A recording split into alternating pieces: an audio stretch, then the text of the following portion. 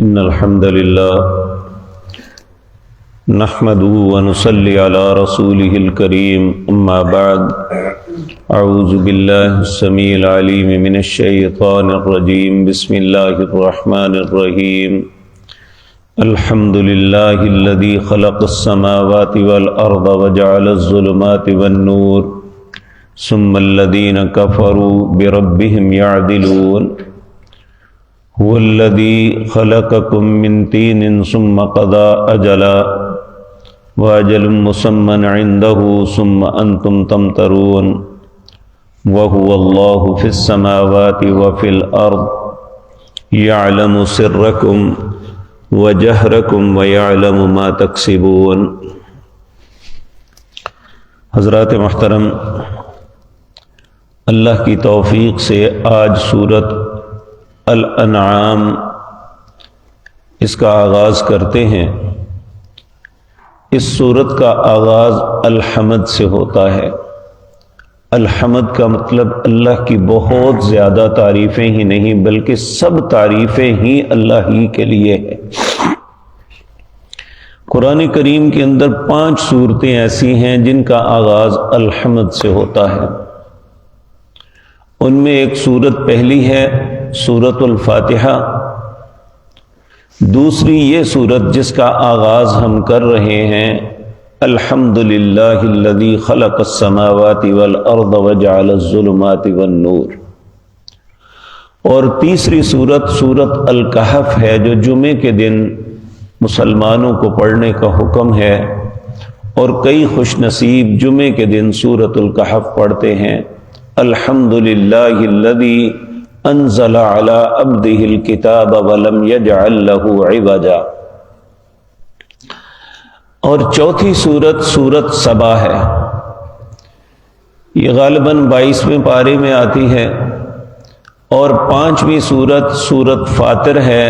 الحمدللہ فاطر السماوات والارض، یہ 5 سورتیں ایسی ہیں جو الحمد سے شروع ہوتی ہیں، جن کا آغاز ہی اللہ کی تعریف سے ہوتا ہے۔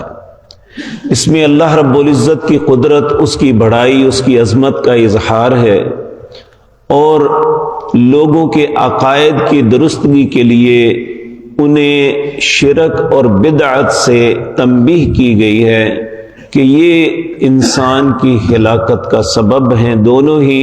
اگر کوئی انسان شرک میں مبتلا ہوتا ہے تب بھی وہ برباد ہو گیا، اگر وہ بدعات کا ارتکاب کرتا ہے تو تب بھی وہ برباد ہو گیا، اسے دنیا اور آخرت میں کوئی جگہ نہیں یا کوئی عزت اور شرف اس کے لیے نہیں ہے۔ العیاذ باللہ، اللہ ہم سب کو محفوظ رکھے۔ اسی طرح ایک انسان جب تک اسے احساس نہ ہو کہ میں کسی کے آگے جواب دہ ہوں تو اس وقت تک وہ بے فکر ہوتا ہے۔ تو اس میں آخرت اور اللہ کے سامنے جواب دہی کے تذکرے ہیں کہ انسان کو بالآخر اللہ کے حضور پیش ہو کے اس کا جواب دینا ہے۔ اس سورت کا آغاز ہوتا ہے الحمدللہ، تمام تعریفیں اللہ کے لیے ہیں۔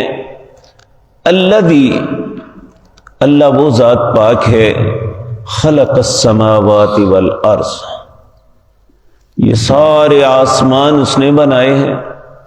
ایک آسمان وہ ہے جسے آسمان دنیا کہتے ہیں، یہ ہم سب دیکھتے ہیں، لیکن اس کی وسعتیں کتنی ہیں کوئی نہیں جانتا، بلکہ اللہ رب العزت نے چیلنج کیا ہے، یا معشر الجن والانس ان استطعتم ان تنفذوا من اقطار السماوات والارض فانفذوا لا تنفذون الا بسلطان۔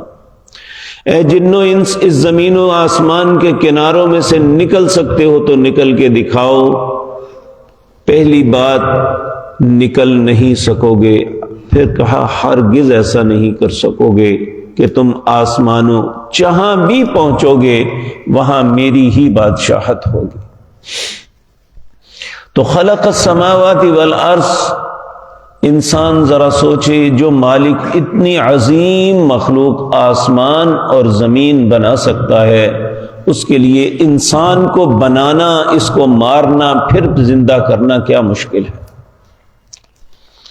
پھر فرمایا وجعل الظلمات والنور، اس نے اندھیرا اور روشنی بنائی، اندھیرے اور روشنی بنائی۔ اس کے دو معنی ائمہ مفسرین نے کیے ہیں۔ اندھیروں سے مراد رات کے اندھیرے ہیں، روشنی سے مراد دن ہے۔ یہ اللہ رب العزت کی حکمت اور قدرت ہے، رات کے اندھیروں میں سے دن کی روشنی نکالتا ہے اور دن کی روشنی کو رات کے اندھیروں سے ڈانپ دیتا ہے۔ اور یہ کوئی معمولی بات نہیں، اللہ سورۃ یاسین میں فرماتے ہیں وَآیَةٌ لَهُمُ اللَّيْلُ نَسْلَخُ مِنْهُ النَّهَارَ، یہ رات اللہ کی نشانیوں میں سے بہت بڑی نشانی ہے۔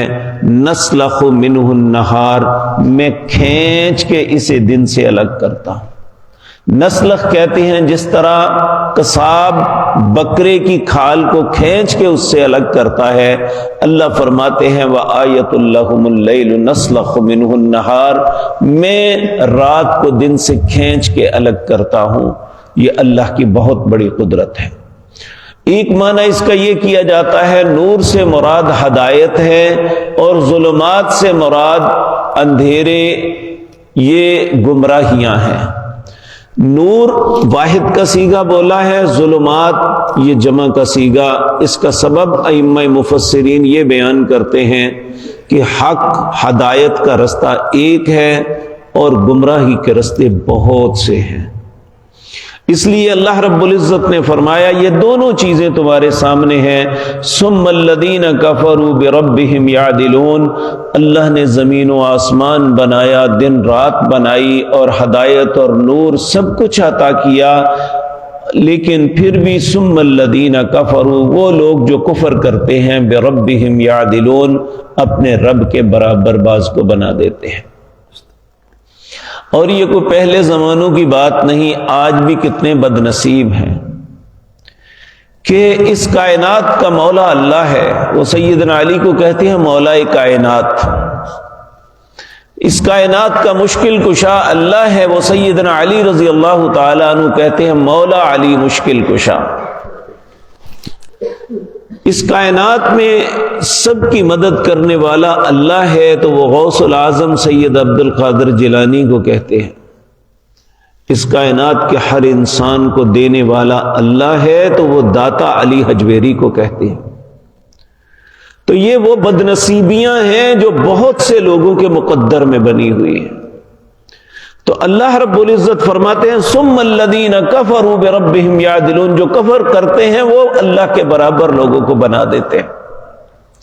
هو الذی خلقکم من طین، اللہ کہتے ہیں اللہ وہ ذات پاک ہے جس نے تمہیں ایک حقیر مٹی سے پیدا کیا۔ ثم قضى اجلا، پھر زندگی کی مہلت دی۔ وَأَجَلٌ مُّسَمًّى عِندَهُ، اس کے بعد مرنے کے بعد پھر ایک مدت ہے۔ آپ دیکھیں ہمارے آباء و اجداد، کسی کو 10 سال، کسی کو 20 سال، کسی کو 50 سال، کسی کو 100 سال، کسی کو 200 سال دنیا سے چلے گئے۔ یہ بھی ایک زندگی ہے جسے عالم برزخ کہتے ہیں۔ یہ ایک پردہ ہے، ہم اسے محسوس بھی نہیں کر سکتے، ہم اسے دیکھ بھی نہیں سکتے، لیکن حقیقت ہے کہ وہ ایک حالت میں زندگی گزار رہے ہیں، چاہے خدا نخواستہ وہ تکلیفوں اور اذیتوں میں ہے یا اللہ کی نعمتوں میں ہے۔ کیونکہ جب کوئی بھی انسان فوت ہوتا ہے تو اس کی روح کے لیے 2 حکموں میں ایک حکم ہوتا ہے۔ اگر وہ اچھی ہے تو اللہ فرماتے ہیں اکتبوا کتاب عبدی فی علیین، میرے اس بندے کا نام اس کی روح کو علیین میں بھیج دو، اور علیین میں اسے اپنے سے پہلے لوگوں سے ملاقات ہوتی ہے۔ اور جب یہ نئی روح جاتی ہے تو نبی کریم نے فرمایا وہ لوگ پوچھتے ہیں فلاں کا کیا حال، فلاں کا کیا حال، تو بعض کے متعلق پوچھتے ہیں، وہ کہتے ہیں وہ تو فوت ہو چکا ہے۔ تو سب افسوس کرتے ہوئے کہتے ہیں کہ اگر وہ یہاں نہیں آیا تو وہ اپنی ماں حاویہ میں ہوگا، یعنی جہنم میں جلتا ہوگا، العیاذ باللہ۔ اللہ ہم سب کو اپنی پناہ میں رکھے۔ اور کچھ ایسے بد نصیب ہیں جب وہ مرتے ہیں تو ان کے لیے حکم اللہ کی طرف سے ہوتا ہے اکتبوا کتابہ فی سجین، انہیں جہنم کے اندر جو قید خانہ ہے اس میں ان کا نام لکھ دو، یہ وہاں پہنچا دو ان کی روح کو۔ تو اس لیے اللہ فرماتے ہیں وَأَجَلٌ مُّسَمًّى عِندَهُ، ایک مدت اللہ کے پاس بھی ہے۔ ثُمَّ أَنتُمْ تَمْتَرُونَ، پھر بھی تم شک میں مبتلا ہو۔ اور کتنے ہی لوگ ہیں جن سے ہم بڑی محبت کرتے تھے، بیٹے اپنی ماں سے، بیٹے بیٹیاں اپنے باپ سے محبت کرتی تھی، آج کتنوں کے باپ ہیں جو دنیا میں نہیں ہیں۔ اور جب بھی انسان، یہ ایک فطرتی بات ہے کہ ماں باپ کی یاد آئے تو دل ایک تڑپ جاتا ہے۔ اگر اس کے دل انسان کا دل ہے نا تو ماں باپ کی جدائی میں کبھی تڑپنا ختم نہیں ہوتا۔ ماں یاد آتی ہے تو تب، باپ یاد آتا ہے تو تب۔ یہ اللہ نے قدرتی کیفیت بنائی ہوئی ہے زندگی میں، چاہے ماں باپ کی کوئی قدر نہیں بھی کرتا، جب وہ چلے جاتے ہیں پھر اسے احساس ہوتا ہے کہ ان کی قیمت کیا تھی۔ تو اللہ رب العزت فرماتے ہیں وَأَجَلٌ مُّسَمًّى عِندَهُ ثُمَّ أَنتُمْ تَمْتَرُونَ، ایک مدت اس کے پاس بھی ہے، ثم انتم، پھر بھی تم تمترون، شک میں مبتلا ہو۔ پھر اللہ فرماتے ہیں وَهُوَ اللَّهُ، اللہ وہ ذات پاک ہے، فِي السَّمَاوَاتِ وَفِي الْأَرْضِ، اللہ ہی کے زمین و آسمان ہے اور اس کی ہر چیز ہے۔ يَعْلَمُ سِرَّكُمْ وَجَهْرَكُمْ، جو چیزیں تم نے چھپائی ہوئی ہیں وہ بھی جانتا ہے، اور جو ظاہر ہیں وہ بھی جانتا ہے۔ ہم بے شمار اپنے راز سمجھتے ہیں کہ میرے سینے میں مدفون ہیں، کوئی نہیں جانتا، لیکن اسی طرح فلاں راز فلاں بندہ قبر میں لے کے چلا گیا، یہ ہمارے لیے راز ہے، اللہ کے لیے کوئی راز نہیں۔